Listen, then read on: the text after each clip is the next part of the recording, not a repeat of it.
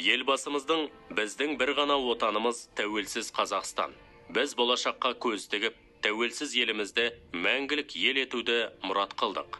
Осы идеяны әрқайсымыз сезініп, өмірлік сабақ ретінде түйсек, осы жолда бар әлеуетімізді салсақ, 2050 жылы мұрат еткен мәңгілік елге жететінімізге сенімдімін. Өткен тарихымызға тағзымда, бүгінгі бағытымызға мақтанышта, гүлденген келешекке сенімде мәңгілік ел деген сөздермен толы.